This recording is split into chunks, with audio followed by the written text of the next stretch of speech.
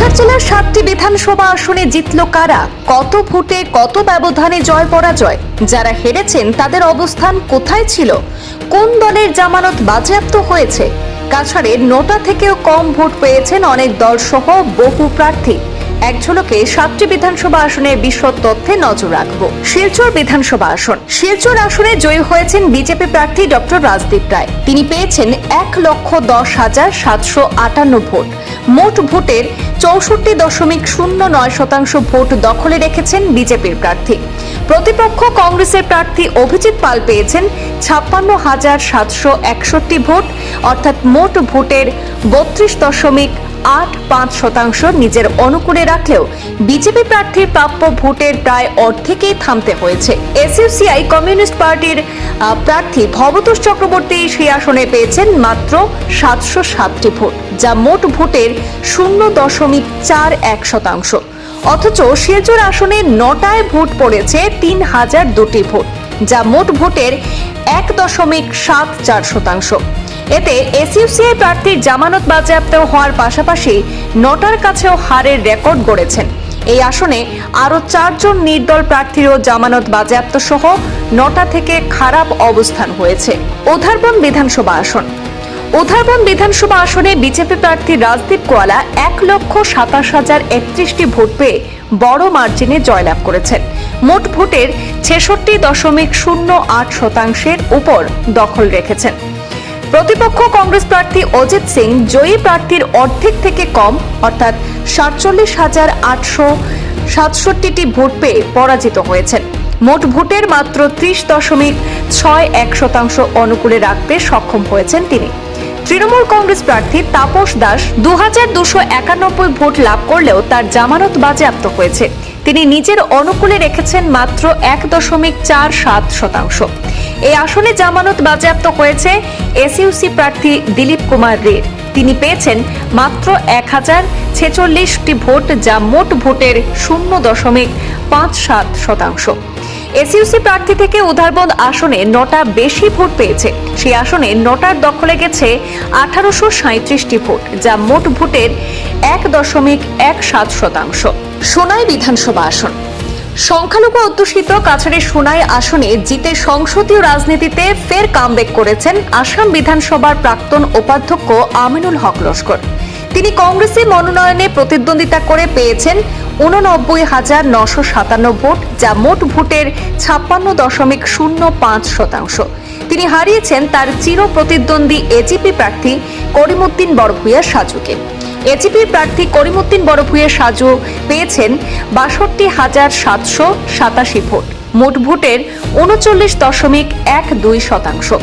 সোনাই আসনে ইউডিএফ প্রার্থী মিনার হোসেন মাঝার ভূঁইয়া পেয়েছেন মাত্র 1178টি ভোট, যা মোট ভোটের 0.73%। গত 2021-এর ভোটে ইউডিএফ এই আসনটি জিতেছিল। এবার সেই আসনে জামানত বাজেয়াপ্তের পাশাপাশি প্রাপ্ত ভোট 9টার নিচে নেমেছে। এতে কার্যত বরাকে আজমলের দলের লাল বাতি জ্বলে উঠেছে। জামানত বাজেয়াপ্ত হওয়ার তালিকায় রয়েছে এআইইউডিএফ ছাড়াও টিএমসি, এসইউসিআই এবং বিকাশ ইন্ডিয়া পার্টিরও। টিএমসি প্রার্থী শাহজাহান লস্কর পেয়েছেন 2280 ভোট, যা মোট ভোটের 1.42%। জামানত বাজেয়াপ্ত হলেও তিনি অবশ্য 9টা থেকে একটু বেশি ভোট পেয়েছেন। বিকাশ ইন্ডিয়া পার্টির প্রার্থী আব্দুল মুতলিব লস্কর পেয়েছেন মাত্র 148 ভোট। মোট ভোটের 0.09%। তিনি 9টা কিংবা কোনো নির্দল প্রার্থীকেও হারাতে পারেননি। বাজেয়াপ্ত হয়েছে জামানত। এসইউসিআই প্রার্থী অঞ্জন কুমার চন্দ্র পেয়েছেন 239 ভোট, অর্থাৎ 0.15%। 9টার কাছেও হেরেছেন। তিনি সহ আরো 6 জন প্রার্থী 9টা থেকেও কম ভোট পাওয়ায় জামানত বাজেয়াপ্ত হয়েছে তাদের। এই আসনে প্রাপ্য ভোটের লড়াই তৃণমূল কংগ্রেসের কাছেও হেরেছে আজমলের দল। বরাকের আলোচিত এই আসনে 9টায় ভোট পড়েছে 1534টি। 9টার কাছে হেরেছেন 2 জন দলীয় সহ মোট 9 জন প্রার্থী। ধলাই বিধানসভা আসন।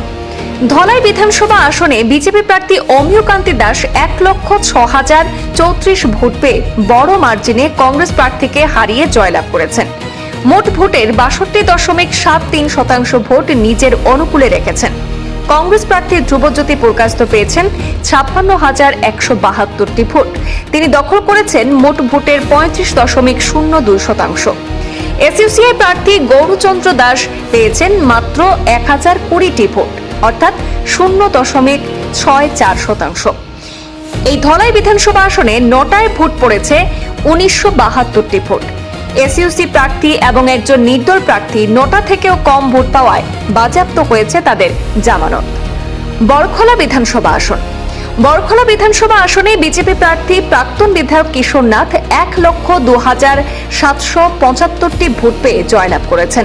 মোট ভোটের 58.02% ভোট নিজের অনুকূলে রেখেছেন। তিনি উল্লেখযোগ্য মার্জিনে হারিয়েছেন কংগ্রেস প্রার্থী ডক্টর অমিত কুমার কালোয়ারকে। কংগ্রেস প্রার্থী অমিত কুমার কালোয়ার পেয়েছেন 66,162 ভোট, যা মোট ভোটের 37.35%। এই আসনে এসইউসিআই প্রার্থী শম্পা দে সহ আরো 3 জন নির্দল প্রার্থী 9টা থেকেও কম ভোট পেয়েছেন। তাদের সকলের জামানত বাজেয়াপ্ত হয়েছে। এই বড়খোলা আসনে 9টায় ভোট পড়েছে 1447টি ভোট। লক্ষ্মীপুর বিধানসভা আসন। লক্ষ্মীপুর বিধানসভা আসনে আসাম সরকারের মন্ত্রী তথা বিজেপি প্রার্থী কৌশিক রায় 1,25,302 ভোটে প্রায় লক্ষাধিক ভোটের নজরকাড়া লিড ভোটে বাজিমাত করেছেন। মোট ভোটের 81.49% নিজের অনুকূলে রেখেছেন বিজেপি প্রার্থী কৌশিক রায়। প্রতিপক্ষ কংগ্রেস প্রার্থী শান্তি কুমার সিনহা পেয়েছেন 25,901 ভোট, যা মোট ভোটের 16.84%। কংগ্রেস প্রার্থী কোনো মতে জামানত বাঁচলেও টক্করের ধারে কাছে পৌঁছাতে পারেননি।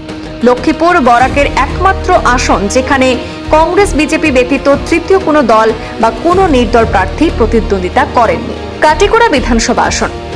কাটিগড়ায় বিজেপি প্রার্থী কমলাক্ষ দে পুরকায়স্থ ভোটের প্রচারে বহিরাগত ইস্যুতে বারংবার প্রত্যাখ্যানের মুখে পড়লেও একসময় বরাকের রাজা খ্যাত প্রাক্তন মন্ত্রী গৌতম রায় যা পারেননি সেটাই করে দেখালেন শিষ্য কমলাক্ষ। 1,10,758 ভোট লাভ করে জয়লাভ করেছেন কমলাক্ষ দে পুরকায়স্থ। মোট ভোটের 58.21% নিজের অনুকূলে রেখেছেন। কংগ্রেস প্রার্থী অমরচাঁদ জৈন 73,078 ভোটে থেমে গেলেও হাড্ডাহাড্ডি লড়াইয়ে আসতেই পারেননি। তিনি মোট ভোটের 38.41% দখল জমিয়েছিলেন, কিন্তু শেষ পর্যন্ত বহিরাগত প্রার্থীর কাছে ভূমিপুত্র প্রাক্তন বিধায়ককে হারতে হয়েছে। কাটিগড়া আসনে আরেক ভূমিপুত্র প্রাক্তন ACS officer FR Laskar Trinamool কংগ্রেসের প্রার্থীত্বে প্রতিদ্বন্দ্বিতা করে মাত্র 1989টি ভোট পেয়ে জামানত পর্যন্ত বাজেয়াপ্ত হয়েছে। এসইউসিআই প্রার্থী হিল্লোল ভট্টাচার্য 9টার কাছেও হেরেছেন, মাত্র 161টি ভোট পেয়েছেন, অথচ 9টা সেই আসনে পেয়েছে 1194 ভোট। আরও 10 জন নির্দল প্রার্থী 9টা থেকেও কম ভোট পেয়ে জামানত বাজেয়াপ্ত হয়েছে।